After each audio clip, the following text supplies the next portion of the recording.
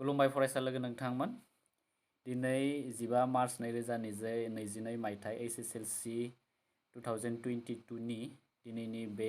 English पेपारनि सलुशनखौ आं नोंथांमोननो होनो नागिरदों आरो बेवहाय टेक्स्ट बुकनि सलुशनखौ होनाय जाया अनलि ग्रामार सेक्शननिखौ आं होनो आवगायदों स' नोंथांमोननि एग्जामा माबोरै जाखो अन्नानै कमेन्ट बक्सआव कमेन्ट्स खालामहर दा गोबाव खालामालासे ग्रामार सेक्शननि एन्सारफोरखौ आं नोंथांमोननो फारि फारियै बुंनो नागिरदों दा बेवहाय नोंथांमोना टेक्स्ट बुकनि एन्सारफोरखौ हाखाबाय जानांगौ बेनिफ्राय आरो साबेसे फरायसा बिथांमोना बे 100नि मादाव बेसे लाखिनो हागोन बा बेसे मोनगोन बेखौ अन्नानै कमेन्ट्सआव खोन्थाहरदो साबेसेना लेटार मार्क्स थागोन साबेसेना 90 मार्क्स थागोन बेबायदि आरो कुइसन पेपारा बांद्राय हार्ड फैयाखै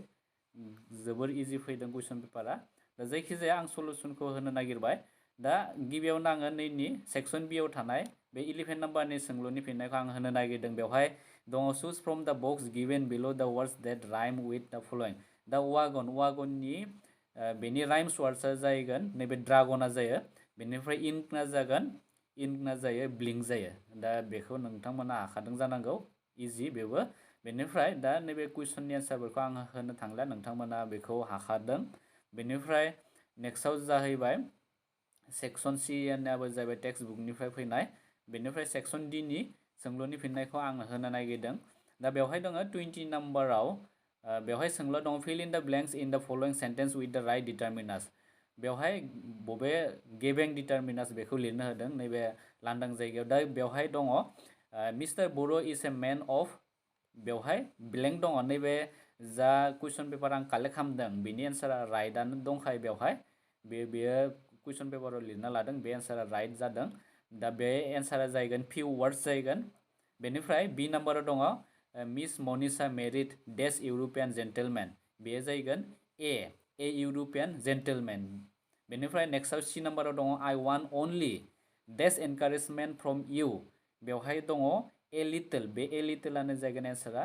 जाय स्टुडेन्टआ लिरदों बेनि एन्सारफोरा गेबिंआनो गोजा जादों बेवहाय बेनिफ्राय 20 नि बेवहाय डी नाम्बाराव दङ कुइसना डेस अफ द participants will be given A certificate बेवहाय जागोन इच अफ द participant will be given A certificate नोंथांमोना इच लिरबानो जाबाय बेवहाय EACH दा बेखौ लिरनो हायोबा नोंथांमोना फुल मार्क्स मोननो हागोन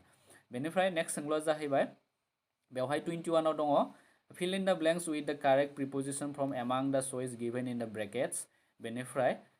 बेवहाय दङ ए नाम्बाराव दङ they are sitting dash the dining table बेवहाय जाहैगोन at नैबे गेजेरनिखौ लिरबानो जाहैबाय at जागोन at the dining table बेनिफ्राय बी नाम्बाराव दङ रबि is senior बेबो जाहैगोन to Rabi is senior to me by 2 years नोंथांमोना बे 2 खौ लिरब्लानो जाबाय बेवहाय एन्सारफोरा कारेक्टआनो दंखायो जाय बेवहाय लिरनाय कुइसन पेपाराव नुनाय एन्सारफोरा गेबेंआनो गोजा फरायसाया मोजांखौनो लिरदों हादों जानांगौ बेनि फिननायफोरखौ आरो नोंथांमोनाबो कुइसन पेपारखौ इजिखौनो मोनदों जानांगौ बांद्राय हार्ड फैयाखै बेनिफ्राय सी नाम्बाराव दङ he was prevented dash going to Delhi बे जागोन फ्रम जागोन बेनि एन्सारा बेनिफ्राय नैबे डी नाम्बारनि सोंलुनि फिननायाबो फ्लोर इज मेड फ्रम नैबे जागोन फ्रम विथ दा बे जाहैबाय एन्सारफोरा बेनिफ्राय नेक्स्ट सोंलुआ जाहैबाय 22 नाम्बार बेवहाय दङ rewrite the sentence given below putting the verbs in the brackets in their correct tense form बेवहाय दङ ए नाम्बाराव दङ ही रिं द बेल व्हेन आई वाज रिडिं दा बेनि कारेक्ट टेन्सआ जाहैगोन रीराइट जों बे सेन्टेन्सखौ लिरफिननो होदों दा नैबे रिंनि जायगायाव रिंनि बे जाबाय प्रेजेन्ट फर्माव दङ भार्बआ बेनि पास्ट फर्म थामहिनबा भार्ब 2 खौ लिरबानो जाबाय बे रिंनि भार्ब 2आ जाहैगोन रें RANG Hi rang the bell when I was reading नोंथांमोना rang लिरबानो बेवहाय कारेक्ट जागोन बेनिफ्राय बी number nobody know where he lives नोंथांमोना नैबे न'नि जायगायाव knows लिरबानो जाबाय KNOWS knows nobody knows where he lives बेबायदि लिरब्लानो जाबाय बेनिफ्राय सी नाम्बाराव दङ the guest arrived before the dinner was set नोंथांमोना बेनि एन्सारखौ लिरनो नांगोन 22 नि जा नैबे बेनि एन्सारा जागोन the guest had had arrived नोंथांमोना नैबेखौ arrive VED arrive before the dinner was set दा बेबायदि लिरबानो फुल मार्क्स मोननो हागोन बेनिफ्राय नेक्स्ट सोंलुआ जाहैबाय बे जाहैबाय 23 सेन्स द नेरेशन अफ द फलोइं बेवहाय दङ ए नाम्बाराव दङ Mitali asked me if I had a pen to spare दा बे जाहैबाय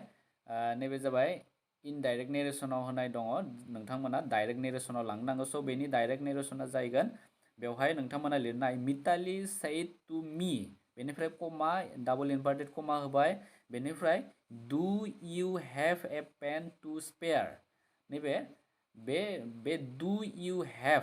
ए पेन टू स्पेयर बेखौ नोंथांमोना डाबल इनभार्टेड कमानि गेजेराव लिरनो नांगोन जोङो डाइरेक्ट नेरेसनाव जेरैबायदि लिरो बेबायदि लिरनो नांगन आरो नोंथांमोना टू स्पेयर होनानै जुदि लास्टाव जुदि फुल स्टप होयो अब्लाना दानजागोन नोंथांमोना बेवहाय कुइसन मार्क होब्लानो जाहैबाय माबायदि लिरनांगोन आं खनसे बुंफिनना होनोसै मिताली सेड टू मी कमा होबाय डाबल इनभार्टेड कमा होबाय बेनिफ्राय do you have a pen to spare question mark होनानै बेनिफ्राय नोंथांमोना बे एन्डिंआव जा थानाय डाबल इनभार्टेड कमा बेखौ लिरबानो बेबायदि कारेक्ट जाहैगोन दा बांद्राय गोरा फैयाखै बेबो बेनिफ्राय आं लिरनो उसुबिदा जानायनि थाखाय नोंथांमोननो खुगाजोंनो बुंनानै होनाय जाबाय बेनिफ्राय नेक्स्ट बी नाम्बारा जाहैबाय मादार सेड टू राफिक कमा नैबायदि पेटार्नाव लिरनांगोन नोंथांमोना कमा होनानै डाबल इनभार्टेड कमानि जाय गेजेराव नोंथांमोना सेन्टेन्सखौ बेखौ लिरनो नांगौ बेनिफ्राय दा बे जाहैबाय डाइरेक्टआव होनाय दङ इनडाइरेक्टआव लिरोब्ला बे जाहैगोन मादार एडभाइस राफिक बिदि लिरग्रोनांगौ फार्स्टआवनो मादार advice Rafiq not to keep evil company in his life इउरनि जायगायाव नोंथांमोना हिज लिरबानो जाहैबाय स' जायफोर फरायसा बिथांमोना ग्रामारनि रुल्सफोरखौ मोजाङै रोंगौ बिथांमोना दिनैनि जा कुइसन पेपार बेखौ मोजाङैनो हाखादों होननानै जों बुंनो हायो बेनिफ्राय नैबे सेन्टेन्सखौ नोंथांमोना बिदि लिरबानो जाबाय आं बुंफिननानै होनोसै मादार advice Rafiq not to keep evil company in his life बेबायदि लिरबानो जाहैबाय बेनिफ्राय नेक्स्ट 24आव फैबाय बेवहाय सोंल' सोंदों सेन्स द voice of the following sentence Shakespeare wrote the play Hamlet दा बेबायदि दङ स' नोंथांमोना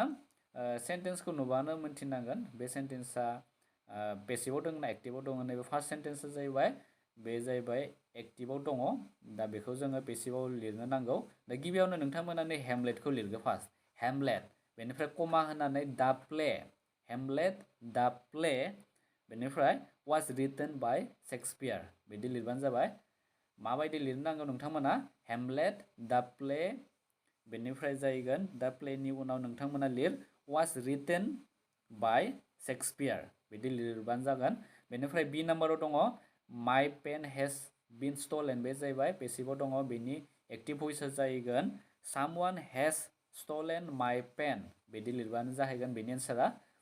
बेनिफ्राय नेक्स्ट फैबाय 25 number combine sentence combine each of the following pairs of sentence into a single sentence नियाव मोननै सेन्टेन्स होनाय दङ मोननै सेन्टेन्सखौ जोङो जयैनो लिरनो नांगौ बेनो जाहैबाय कम्बाइन सेन्टेन्स आरो बे सेन्टेन्सनि ए नाम्बार कुइसना जाहैबाय he is not sincere full stop दङ हि इज नट अनेस्ट बेवहाय मोननै सेन्टेन्स दङ जों बे मोननैखौबो लिरब्ला बेबायदि जाहैगोन एन्सारा हि इज नाइदार सिनसियार नर अनेस्ट बेबायदि लिरबानो जागोन हि इज नाइदार सिनसियार नर अनेस्ट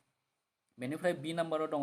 द आर्थ मुभ्स राउन्ड द सान एभ्रिबडी नोज इट बेवहायबो मोननै सेन्टेन्स दङ दा बेनि एन्सारा जाहैगोन एभ्रिबडी नोज दैट द आर्थ मुभ्स राउन्ड द सान आं खनसे बुंफिननोसै एभ्रिबडी नोज दैट द आर्थ मुभ्स राउन्ड द सान बेबायदि जाहैगोन बेनिफ्राय बेवहाय नेक्स्ट कुइसना जाहैबाय 26 नाम्बार बेवहाय सोंदों कुइसना choose the correct alternatives from the choice given in the brackets and rewrite the sentence बेवहाय दङ a number nobody likes his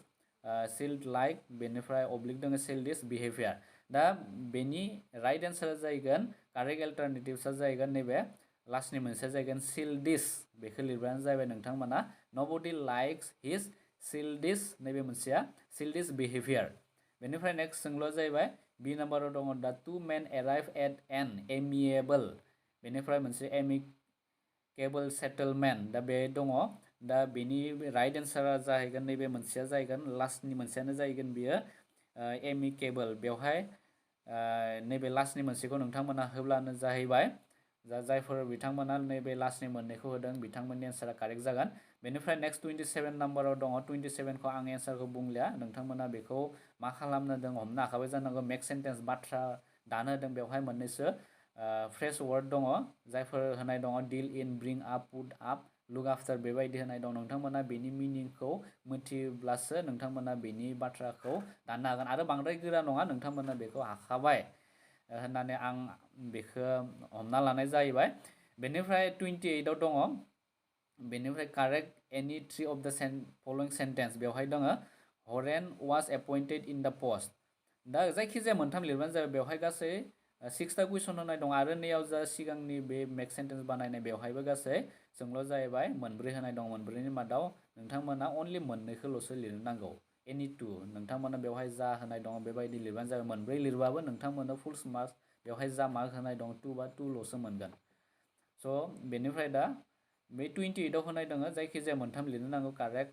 खालामनो होदों सेन्टेन्सखौ दा गिबियावनो बेवहाय ए नाम्बाराव दङ हरेन वाज एपइन्टेड इन द पोस्ट नोंथांमोना बेनि एन्सारखौ लिरनो नांगोन हरेन वाज एपइन्टेड इननि जायगायाव नोंथांमोना लिरनो नांगोन एट द पोस्ट बेवहाय इननि जायगायाव एट लिरबानो जाबाय एट द पोस्ट बेनिफ्राय नेक्स्ट सोंलुआ जाहैबाय बि नाम्बाराव दं it is raining since last night बेनि एन्सारा जाहैगोन it has been raining since last night it has been raining since last night बेबायदि लिरबा कारेक्ट जाहैगोन बेनिफ्राय सि नाम्बाराव दङ हाउ माच मानि इउ निड बेनि एन्सारा जाहैगोन हाउ माच मानि डु इउ निड हाउ माच मानि डु नैबे इउनि सिगाङाव डु लिरबानो जाबाय डु इउ निड बेबायदि लिरब्ला कारेक्ट जागोन दा बे मोनथामखौ लिरबानो कारेक्ट आरो गुबुन फारसेथिं आङो नैबे मोननैनि जा सोंलु बे सोंलुनि फिननायखौ होनो नागिरदों बेवहाय 5 किल'ग्राम्स आर नट स' हेभि टु केरि बेवहाय एन्सारा जागोन 5 किल'ग्राम्स इज आरनि जायगायाव इज लिरबानो जाबाय इज नट स' हेभि टु केरि स' बेवहाय गोबां रुल्स दङ नोंथांमोना ग्रामारफोराव मोनगोन बेखौ मानि थाखाय इज जादों बेफोरखौ नायना लाब्लानो जाहैबाय 5 किल'ग्राम इज नट स' हेभि टु केरि बेनिफ्राय इ नाम्बाराव दङ द अल्ड मेन डाइड फ्रम COVID-19 दा बेनि एन्सारा जाहैगोन द अल्ड मेन डाइड अफ फ्रमनि जायगायाव डाइरेक्ट अफ लिरबानो जाहैबाय अफ COVID-19 द अल्ड मेन डाइड अफ COVID-19 बेबायदि लिरबा कारेक्ट जाहैगोन बेनिफ्राय बेवहाय आं ट्रेन्सलेसननि एन्सारखौबो होनो नागिरदों दा बे जाबाय एसामिस दङ बेनिफ्राय बाङालि दङ बेनिफ्राय बड' दङ दा बेवहाय सोंलुआ जाहैबाय आसामनि साहा बिलाइया मुलुगनाङै मुंदांखा दा बेनि एन्सारा जाहैबाय नैबायदि दा टि लिफ of Assam is world famous बिदि लिरबा कारेक्ट जाहैगोन आरो बेनि एन्सारखौ आं बुंफिननोसै दा टि लिफ of Assam is world famous बेनिफ्राय नेक्स्ट सोंलुआ जाहैबाय बि नाम्बारनि एन्सारा जाहैगोन मानसिया बारा दोहोनिबो नङा बारा निखावरिबो नङा बेनि एन्सारा जाहैगोन नाइदार द मेन इज नट रिच नर टु पुर एन्सारखौ आं बुंफिनना होनोसै नाइदार द मेन इज टु टि डाबल अ बेवहाय नोंथांमोना टि अखौ लिरबा जानाय नङा टि डाबल अखौ लिरनांगोन नाइदार द मेन इज टु बेवहाय T double O to reach बेनिफ्राय नर टु पर बे परनि सिगाङाव जा टु दङ बेखौबो नोंथांमोना टि डाबल अखौ लिरनांगोन स' आं खनसे बुंबावना होनोसै नाइदार द मेन इज टु रिच नर टु पुर बेबायदि जाहैगोन बेनिफ्राय बेवहाय दङ सि नाम्बार दं गुवाहाटियाव गंसे जुनारसालि दङ बेनि जाहैगोन देयर इज ए जु इन गुवाहाटि देयर इज ए जु इन गुवाहाटि बिदि जाहैगोन बेनिफ्राय डि नाम्बाराव दङ रमेना बबेयाव थायो नों मिथिगौ ना डु U know where Ramen lives बिदि जाहैगोन दा एन्सारा जाहैगोन डु U know where Ramen lives बेबायदि जागोन बेनिफ्राय नेक्स्ट इ नाम्बाराव दङ सिखावखौ गामिनिफ्राय होखार हरनाय जादोंमोन बेनिफ्राय बेनि एन्सारा जाहैगोन द thief was kick out from द भिलेज बेनिफ्राय एन्सारा जाहैबाय द थिफ वाज किक स्पेलिंखौ आं बुंना होनि KICKED kick out OUT out from द भिलेज बेबायदि लिरबा जाबाय कारेक्ट बेनिफ्राय रुफाया सनानि समान बेसेन गोनां नङा बेनि एन्सारा जाहैगोन द सिलभार इज नट स' एक्सपेनसिभ एस गोल्ड बिदि जाहैगोन द सिलभार इज नट स' expensive S gold S gold बिदि लिरबानो जाहैबाय दा बांद्राय गोरा पेपार फैयाखै गासैबो जायफोर एग्जामाव जिरायदों दिनैनि बे HSLC नि फार्स्ट साबजेक्ट इंलिश साबजेक्टआव जायफोर जिरायदों बिथांमोननि आनजादा मोजाङानो जादों होननानै जों आसा खालामबाय बेनिफ्राय फैबाय थानाय नेक्स्ट एग्जाम